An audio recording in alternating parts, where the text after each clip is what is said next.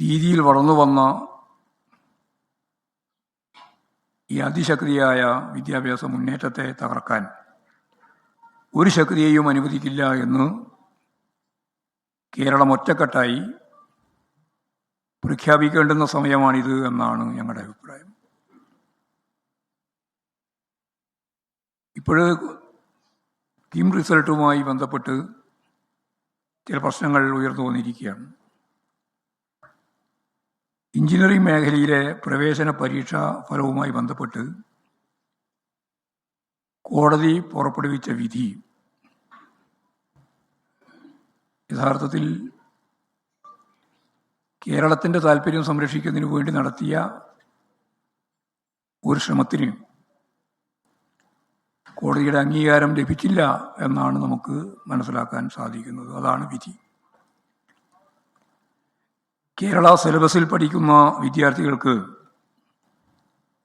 Engineering പ്രവേശന പരീക്ഷയിൽ rank നിർണയിക്കുമ്പോൾ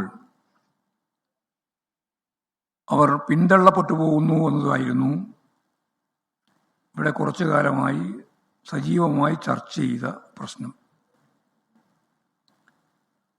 മാധ്യമങ്ങളിൽ ഇത് സംബന്ധിച്ച് വലിയ രീതിയിലുള്ള ചർച്ചകൾ ഉയർന്നു വന്നു. ഇതെല്ലാം കണക്കിലെടുത്തുകൊണ്ടാണ് കേരള സിലബസിൽ പഠിക്കുന്ന വിദ്യാർത്ഥികൾക്ക് കൂടുതൽ അവസരം ലഭിക്കുക എന്ന കാഴ്ചപ്പാടിൻ്റെ അടിസ്ഥാനത്തിൽ കിം പ്രവേശന പരീക്ഷയിൽ മാർക്ക് ലഭിക്കുന്നതുമായി ബന്ധപ്പെട്ട ചില ക്രമീകരണങ്ങൾ നടത്തിയത്. അത് കേരള സിലബസിൽ പഠിക്കുന്ന വിദ്യാർത്ഥികളെ അവർ കുറേ കാലമായിട്ട് ഉന്നയിക്കുന്ന ആവശ്യവുമായിരുന്നു. ആ പോരായ്മ പരിഹരിക്കുന്നതിനുള്ള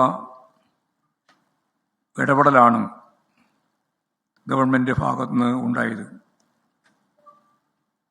അതാണ് ഇപ്പോഴും കോടതി വിധിയിലൂടെ ഇല്ലാതായിരിക്കുന്നത്. ഇതെല്ലാം പരിശോധിച്ച് ഭാവിയിൽ കേരള സിലബസിലെ വിദ്യാർത്ഥികൾക്ക് പിന്തള്ളപ്പെടാതെ പോകുന്നതിനുള്ള സമീപനം, അതിനുതകുന്ന രീതിയിലുള്ള നിലപാടുകൾ സർക്കാർ സ്വീകരിക്കേണ്ടതാണ് എന്ന് തന്നെയാണ് ഞങ്ങളുടെ അഭിപ്രായം. ഇപ്പോഴ് രണ്ടും തമ്മിലുള്ള താരതമ്യം പുറത്തു വരികയുണ്ടായി. കേരള സിലബസിൽ പഠിക്കുന്ന കുട്ടികൾക്ക് എത്രത്തോളമാണ് നഷ്ടമുണ്ടാവുന്നത് എന്ന കാര്യം മാധ്യമങ്ങൾ തന്നെ ഇപ്പോഴും പുറത്ത് കൊണ്ടുവന്നിട്ടുണ്ട്.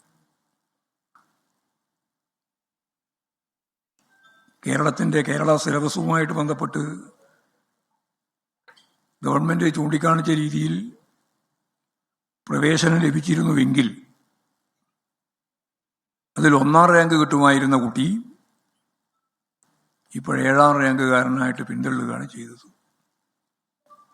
ഇതുൾപ്പെടെയുള്ള നിരവധി കുട്ടികളുടെ അവരുടെ പ്രതീക്ഷ അവർക്ക് പ്രയാസം സൃഷ്ടിക്കുന്ന രീതിയിൽ ആയി എന്നുള്ളതാണ് ഇപ്പോൾ ഉണ്ടായ ഒരു ചിത്രം.